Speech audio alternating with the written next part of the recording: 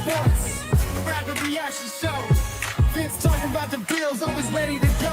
Josh Allen dropping dimes, he's the leader of the pack. Neon Keenan on the rise. Devon Miller coming for the sack. We the champs, we the kings of the game. Super Bowl, bam, you know our name. Buffalo Bills, we running the show. We got the flow in the heat of the snow, knocking out teams like a Mike Tyson body blow. It's OW Sports, rapid reaction show. The city of Buffalo, talking proud. We rest the Bills Mafia, red, white, and blue, cheering loud from the streets of Buffalo to Highmark Stadium. We got the passion, we got the energy. We looking for more. It's the 716. You know who we are, putting the league on notice. We the true America's team, not that gray helmet with a star. So turn up the volume, you know the score. Vince on the mic, bringing heat like never before. Feel that vibe, we ready to go. It's OW Sports, rapid reaction show. And welcome back to another edition of Official Word Sports. I'm Vince, and I would love to say I'm here with my co-host Stevie D, but unfortunately Stevie D is a little bit under the weather. So thoughts and prayers go out to Stevie D and the family for a speedy recovery. Wow, wow. Um, I don't know what to say here, but wow. Um, going into the game, you want to be careful, but there was a lot of optimism, right? Because we looked at the team that was out on the field earlier in the season when we played Baltimore, and when we looked at that team, uh, you had a lot of guys that were missing, and key parts of both the offense and the defense were missing, and so we look at now and we say, okay, well, we're a different team, but they are too, right? And so things are never the same, and so it really was up to McDermott and the coaching staff to devise and put together a game plan. And as this game just started to go on, there's a lot of different things were happening that kind of as a Bills fan, you all know that the heart rate is rising, and whether or not you think you're having a heart attack or you're getting upset, I will say that emotions were a little high here in this household as I was watching this game. Um, but once again, we saw a complete effort by the Buffalo Bills. We saw a complete effort. We saw contributions from guys that don't get too many looks. Mac Hollins doesn't get too many touches, but when he does, he comes through in the clutch. Kudos to him. We saw the same thing from Curtis Samuels, right? Doesn't get a lot of touches, but when he does, he made good with that. And so it was refreshing. I will say that. And look who's there. Stevie D. Thank you, Stevie D. As I said, Stevie D is a little bit under the weather, so I do appreciate you just jumping in. The finger still works, so that's a good thing, Stevie D. I'm still taking deep breaths. I really am. I'm still taking deep breaths. This game absolutely had me on the edge. One of the things that concerned me late in the game, and I'm curious what the reaction will be after the fact, is sometimes we want to be too cute. We want to think that we're the smartest person that's out on the field. And when you look at that third and goal situation late in the game, it was so reminiscent to what we saw early in the season where it backfired. And once again, it backfired. We have been using whatever we want to call it, the push. I know Dawkins has a name, the snow plow, and but just go with what works. All right, it was third and a long 1.5, maybe a two. Um, but just go with what works. You could have pushed Josh, probably pushed him in for a touchdown, and we wouldn't have had a heart attack late in the game, sure. Um, or at least you would have pushed Josh to maybe the half-yard line, and we know again that would have just been butter going in for a touchdown. Instead, you want Josh out of the pistol, and you're running offset I, and I'm like, what in the world is this? Right? And once again, it didn't work, and that led to, I think, what the Bills want to do is to give all of us as Bills fans heart attacks, because that's really what it led to. There's Ken. Hey Ken, thank you. Um, it is what we wanted. We just wanted it to be in Highmark Stadium. That's what we wanted, Ken. And I'm not going to bemoan all of the things that happened during regular season. I'll just say that this is a rematch. I'm ready. I'm ready. I know my boys are going to be coming from the 716, and absolutely, we are ready for you. Um, it'll be fun. It will be fun. Can't wait to see how many times they're going to show Taylor Swift too. Enough of that. Um, but aside from that, obviously the keys to this game,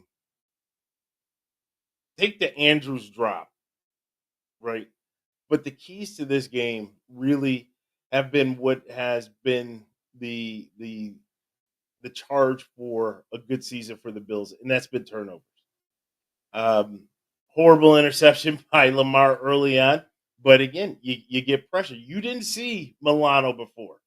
You didn't see that.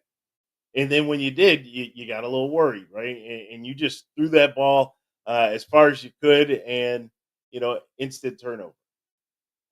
You had some key fumbles, and again, you look at the turnover margin, and Buffalo played a clean game. They played a clean game. Josh, no interceptions. We didn't put the ball on the ground. I mean, that's a lot of what McDermott really tries to emphasize. We saw take shape on the field today. Um, Kudos to Bass. I think everybody here is a little nervous, a little anxious when Bass gets out there, especially those field goals that are inside the 30. You get a little worried. But oh, let's see. Yeah, yes I will. I will be able to take a deep breath, Alex. That's for sure. Here we go with this. Yes, DVD. It is the 716 versus the 816. That's for sure. But going back to Tyler Bass, Tyler Bass, I truly believe that Bass, it's here, and I think we all believe that it's here. He's got the leg. He can do it. Early on in previous years, he was just money. And the 61 yarder, that sure went a long way to restoring his confidence. And then we saw him today, and I'm still was a little worried with the extra points, but he was good. And I was worried with the short field goal, and he was good. Put it through just way he was supposed to. So, again, you talk about all phases, and I think McDermott said that in his post game statement to the team, right? All three phases, and it really was. It was all three phases. Um, Again, kudos to the offensive line. You're going against one heck of a defense on the other side, and just putting this out there. Interesting how you go. You have a good offense going up against a good defense, but the defense has all the all pros, and this offense doesn't have any but one, Josh. Um, but we did more than hold our own. We did more than hold our own. Um, Obviously, the plan of attack was, to stay away, probably more due to the conditions out there on the field, but to stay away from, a lot of passing plays. And so we were very heavy with the run game. It also chewed up the clock a lot. And so, Stevie D. So Stevie D's asking, is Taron Johnson okay? So he came back into the game, Stevie D. Obviously, once the pads come off, once the heart rate goes down and the adrenaline is gone, we'll see what happens. Definitely, he's a key cog. Um, I'm more concerned with Rap, but I will tell you guys, there's somebody that is lurking inside that clubhouse. Somebody who's walking around saying, "Hey, I got the experience. I'm a captain. I'm a leader. You signed me for a reason," and that's Micah Hyde. So certainly, you don't want to be down a man, but knowing that we have Micah Hyde there, um, it may make you feel a little bit better. It may make you feel a little bit better. But yeah, going back to the offensive line, defensive line against the Ravens, um, we were able to find holes occasionally, and we exploited that. And I thought Brady did a lot of variations to the play calling. We saw Cook and Johnson be able to utilize their speed and take it outside for some bigger runs. I'll tell you, when you watch Cook run, and I don't know if you guys out there when you're watching the Bills play, it's the craziest thing. You'll see Cook and he'll go into that massive humanity that's the offensive line, and you think, well, he's probably stopped or he's down, and next thing you know, he's squirting through for another 5, 6, 7 yards, and that's a great thing as well, just to know that you have that type of back that has the wiggle and elusiveness, that can get those extra yards. So, I thought the run game was very solid, and as a matter of fact, like we do on Rapid Reaction, let's look at some of the numbers. Let's look at some of the stats. You had Cook had 17 carries for 67 yards. You know, admirable 3.9 yards per carry, right? So he did a great job. Ty Johnson, he was averaging 6.2, had 5 carries for 31 yards. Ray Davis, and I do want to talk about Ray Davis. Ray Davis, 4 carries for 29 yards, and then Josh, had 10 carries for 20 yards. So not the eye popping numbers that we saw from Josh, but what was the big number we saw from Josh? 2 touchdowns. Deuce. He had those in there. So that was really good on Josh's part. While we're staying with the stats, just to cover this real quick, from the passing game, Josh was 16 of 22 for 127, no touchdowns, no interceptions, and he had a sack. But the sack wasn't really a sack in my book because he was moving forward in the pocket, just happened to be short of the line of scrimmage. Let's flip to the other side. So, what did we hear all week? What do we hear? We heard, "Oh, Derrick Henry, King Henry." Yeah, he beat us on a bad just it was a bad play call, bad decision by the team. Went for 80, open and play. Everybody's talking about it. So everybody thought that McDermott and Bobby Babich and the rest of the defense had their hands full, which they did. I mean, again, give them kudos to Derrick Henry, but you give time to put together the appropriate game plan. You have your right pieces in place, whether it be a Milano or whomever, right? So now you're at your full complement of players out there. 16 carries for 84. Right? He averaged 5.3 because he had a couple big runs late.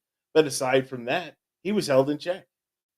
Justice Hill, uh, he worried me a little bit. And I'm surprised he only had 6 carries because he was the hot hand there. Lamar Jackson, 6 carries, 39 yards. Let's go to the passing side, if you would. Lamar Jackson, 18 to 25, 254. He had 2 touchdowns. The Bateman touchdown really, really, really had me annoyed. I'm not going to lie. Just blown coverage. And how do you let that happen? Um, but he also had the interception. Horrible interception. Craig, where are you, Craig? That's your MVP. I keep telling you, paper MVP. That's your MVP. And so, other things that we want to look at, just looking at the Bills receiving Shakir, 6 for 67. And then once again, everybody eats distribution of the ball. Even though Josh had limited pass attempts, I mean, just look at the names: Cook, Hollins, Kincaid, Samuel, Johnson, Coleman. Yeah, everybody was in on it, except for Amari Cooper. Don't understand what's going on with Amari Cooper. I really don't. Um, and then Dawson Knox had 1 reception. When you look at the fumbles, you had the fumble recovered by Von Miller. Showed his age in that return. That he did. I thought we were going to have a house call, and I was like, "Oh boy, you're slowing down a little bit, old man." But still great effort to get down there. Terrell Bernard had a fumble recovery. When you look on the other side, again, Mark Andrews with the fumble. Tough game for Mark Andrews. Tough game. And then Lamar Jackson. Again, your MVP, Craig. That's your MVP with 2 turnovers, 2 costly turnovers. I don't know if those voters can get the erasers out and start making changes or what they can do because uh, you had 2 MVPs go at it. One had no turnovers and 2 touchdowns. The other one had 2 costly turnovers. Just saying. Just saying. I'm not going to go into that whole MVP debate that the 2 guys were out there. The one MVP or the guy that should be MVP, his team won. I'll leave it at that. Um, but more that was going on in the game. Uh, people wanted to talk about the elements. I say this: both teams have to play in the elements. It's not where you're from. I laugh when people talk about the teams from the South going north because half the guys on the team that are in that northern city, they've played or grew up in the South. You've had the guys that are on the southern team. So half of those guys have played in the north. So it's not like you haven't been exposed to the elements, and maybe not day in and day out, but you've played it enough. You know how to prepare. You know how to adjust, and you know how to play in it. And when you look at today's game, both teams had to play in the same elements. There was no advantage for one versus the other. You look at the kicking game, right? You had Bass and you had Justin Tucker, both of them kicking off the same surface. So, um, it was just equal there. And so you have to take that away. And at the end of the day, when you look at a game like this, it comes down to coaching. No disrespect to Harbaugh, but that I've been very, very hard on Sean McDermott.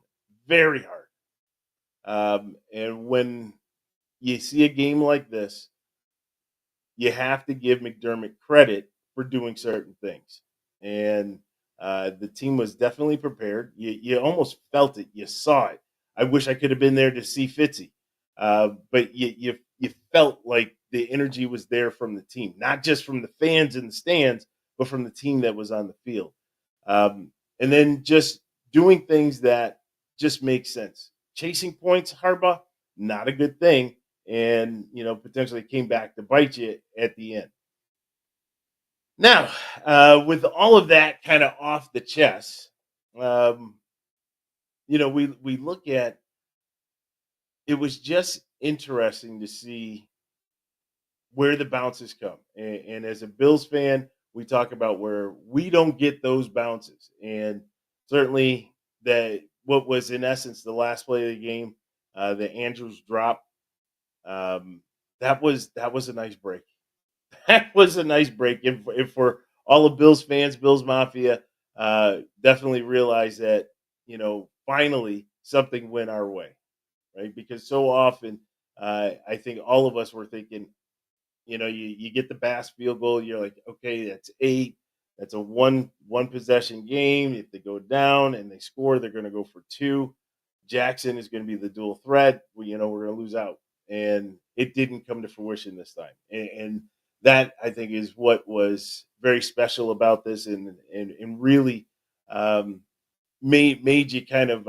People were asking if I was having heart attacks. That's what really made you just kind of take that big sigh of relief, right? And so, very, very good, very happy for that. I mentioned earlier. I mentioned earlier Ray Davis, and I kind of want to go on a slight segue off of this. Stevie D and I talk all the time on the podcast. We talk about how the league does not care about player safety, about the player's health. We talk about that all the time. And the hit that Ray Davis took in the wild card game against Denver, that was a vicious shot. And we've seen hits like that where guys are concussed, where they're out multiple weeks. But this is the money season. This isn't regular season. And lo and behold, a guy who's been in concussion protocol all the way through finally clears on the day of the game. Let me ask you this question. If this was week 4, week 5, do you think Ray Davis would be playing in this game? I get to give you the answer. A resounding no. Because they would have taken the steps to make sure he was okay. But because this is the playoffs. And so when you hear the league talk about how they care about player safety, we already know they don't with the Thursday night games. We know they don't with the Wednesday games. Like this nonsense that they threw just so that they could generate the revenue and have people watching the games. Um, you knew that it was not about player safety and player health. But again, watching what happened with Ray Davis here, and he played well. Don't get me wrong, he played well, but somebody needs to be the adult in the room for the NFL, and they really need to stand up if they are truly concerned about player safety. They need to stand up, and there needs to be a rule or a standard that's set for the regular season as well as the postseason. And if you miss a playoff game, if you miss wild card, divisional, championship, if you miss the exhibition game, that's what I still call it that. But if you miss the exhibition game, and for those of you who are not familiar, I call the Super Bowl the exhibition game. Long story. We'll go over it on future podcasts. But if you miss that because of player safety, then you're doing the right thing. You're protecting that player.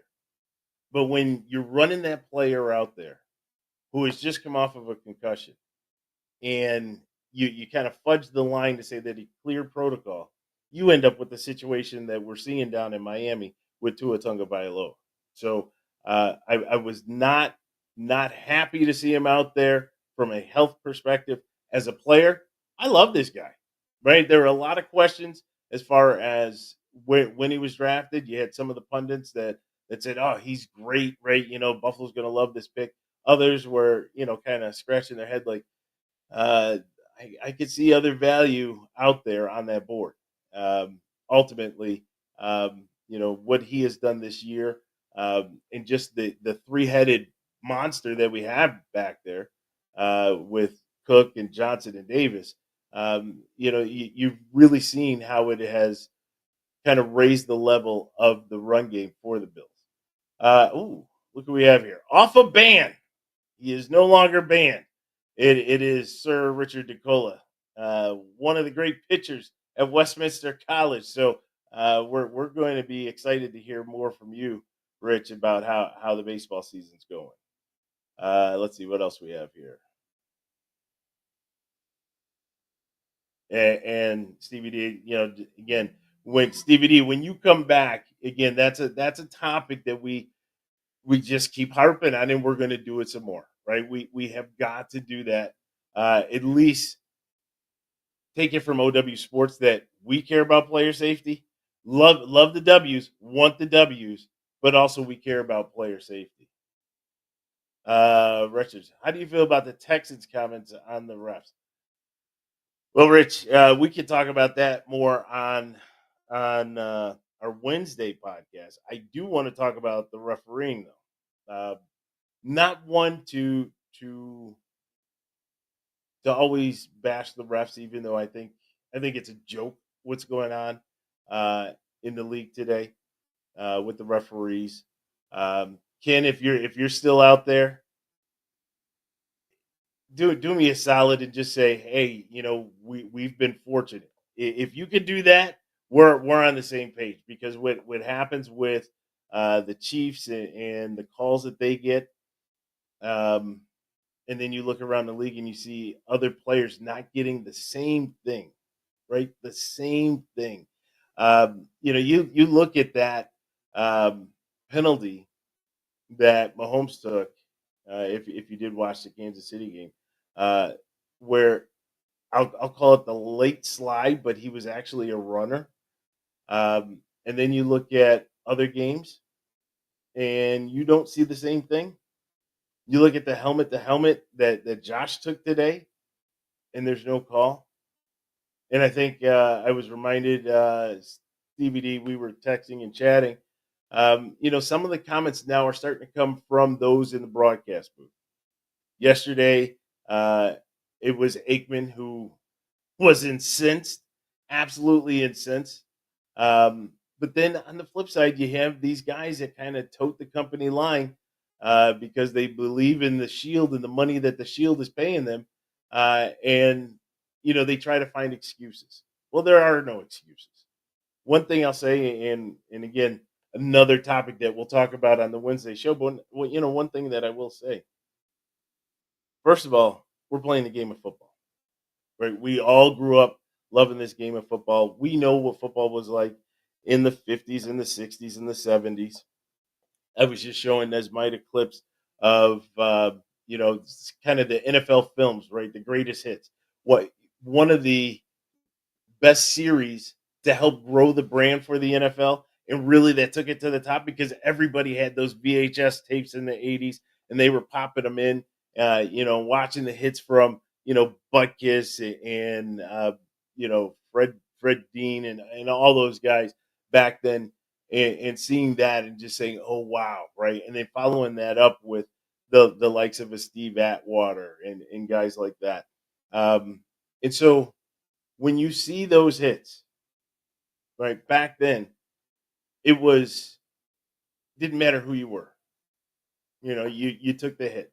Quarterback, running back, wide receiver, tight end, lineman, right? It was hitting, it was violent, it was the game of football, and that's really what grew the brand.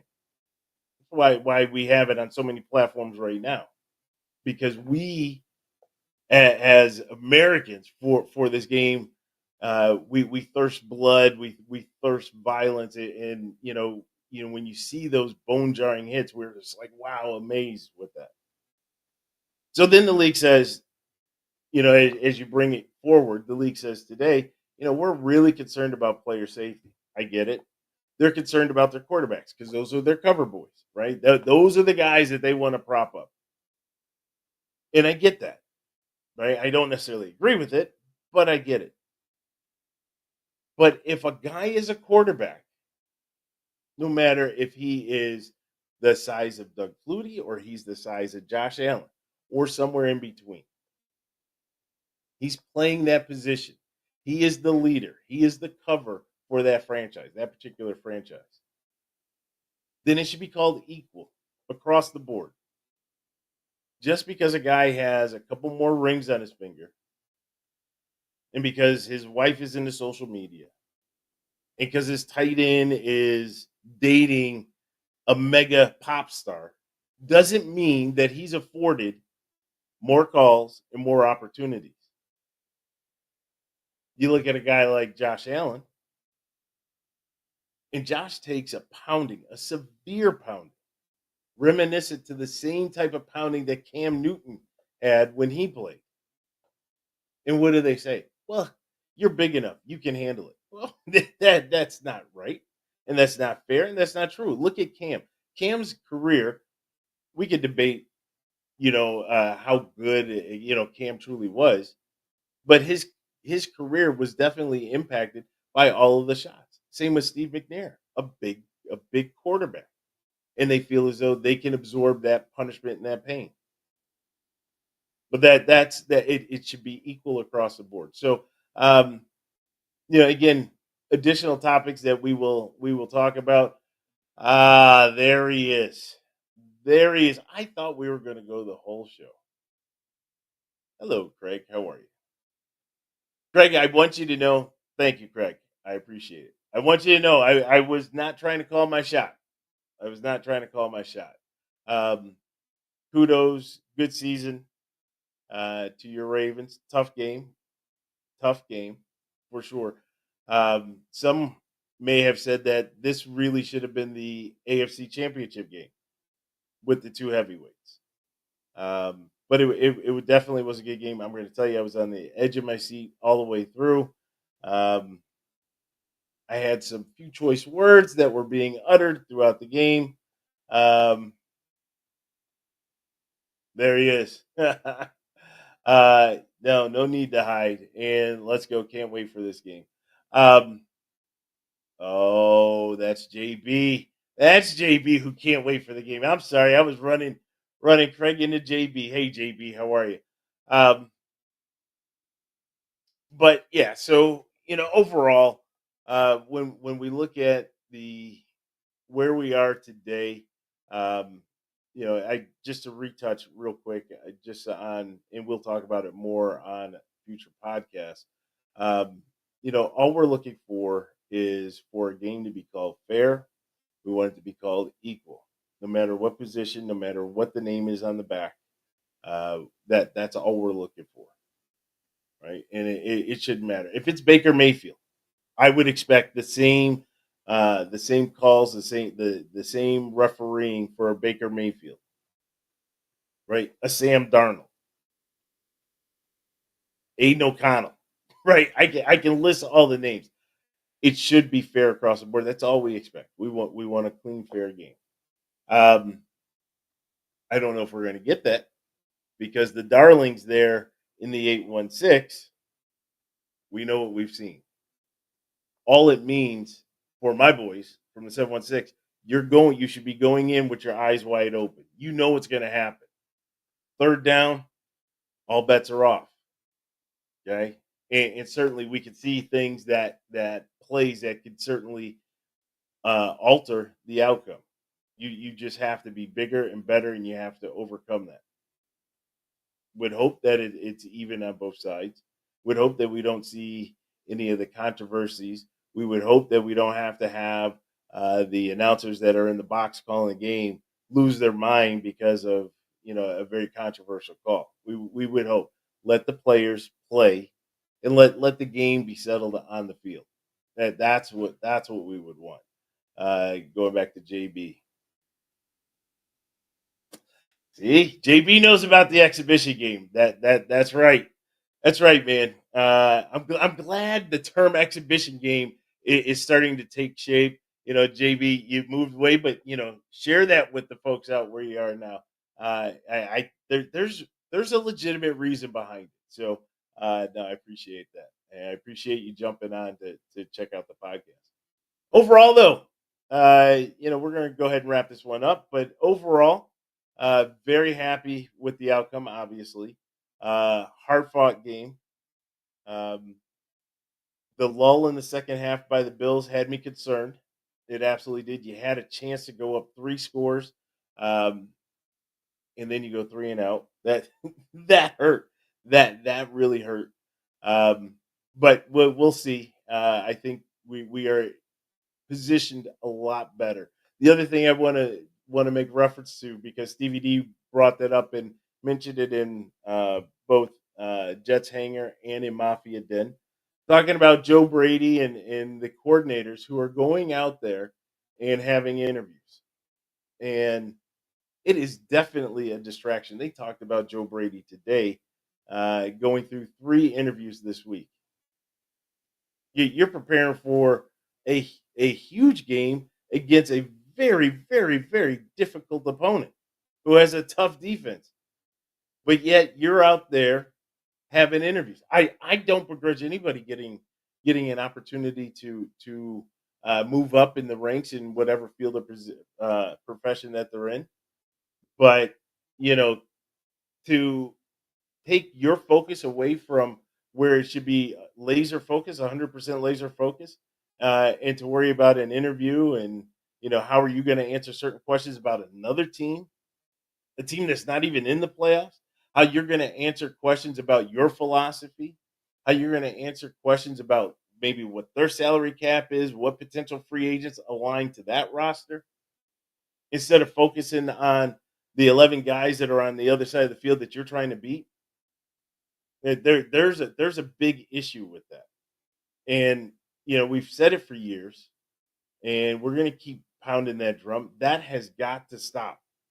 The good thing from the Bills' perspective is that those interviews are out of the way. So hopefully, I don't have to hear about any additional interviews. And I certainly am praying that I don't hear about second interviews right this week. There really just should be a moratorium when the season ends. So we're week 18. When that season ends, there's a moratorium.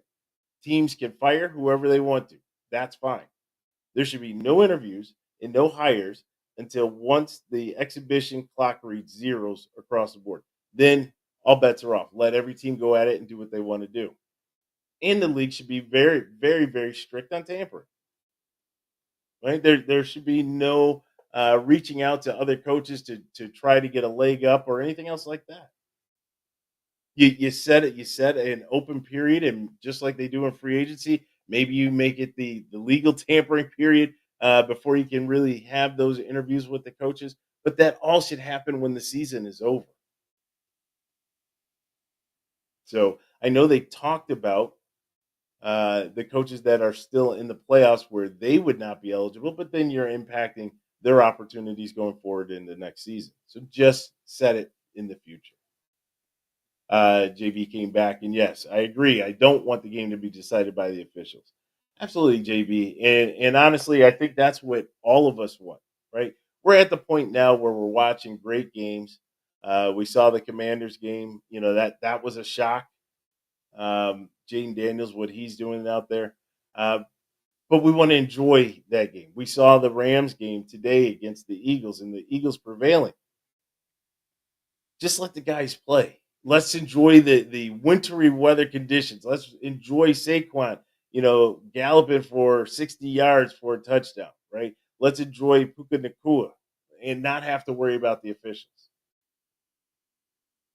And then, of course, when you had the Bills game, let's enjoy two heavyweights in the AFC go at it. Let's enjoy two MVP candidates go head to head. Let's enjoy that. You wanted to put it in prime time, take it away from the referees. And obviously, what we have coming up between the Bills and the Chiefs, let's enjoy that. Let's enjoy Mahomes versus Allen. Let's enjoy that.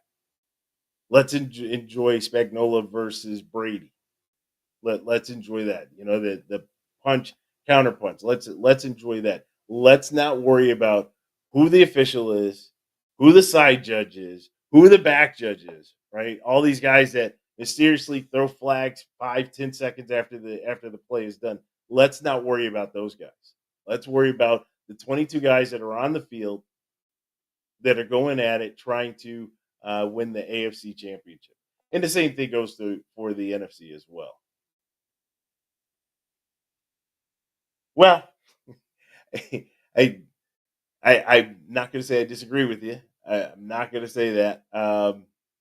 But there's some good competition in the NFC side. We'll probably talk a little bit more, especially with the Detroit loss, and really where they are. I will throw a little bit of shade for Lion fans. Fanatics opens at 8 a.m. so you can return your jerseys because we know that they were all brand new, fresh jerseys. So as long as you left your tag on there, that St. Brown jersey can go back. You can return it and get credit because we saw a whole lot of Lions fans come out of the woodwork, unlike what we see out of the 716. If you want a lesson in fandom, you look to see what's happening in Buffalo. So, all right, that's going to wrap this one up. I certainly appreciate everybody for tuning in. Just take that deep breath, take that sigh, enjoy it. Enjoy it. I think I heard McDermott say 10-0 at home this year. Awesome. Kudos to all the guys. Kudos to the fans. I mean, they were as loud could be. Really appreciated being able to see that from afar. So we all, in some way, were a key player, a key cog in that victory today or tonight. So normal podcast Wednesdays at 8 p.m. Eastern. Facebook, YouTube. We look forward to it. Hopefully Stevie D will be back to 100%, and we'll definitely be able to go at it as leading up into the conference championship, which again historically have always been the best games. Right, this is typically always the best. So we'll see what we have coming up. Aside from that, I just want to again thank everybody for tuning into the podcast. I'm Vince, and we'll talk to you soon.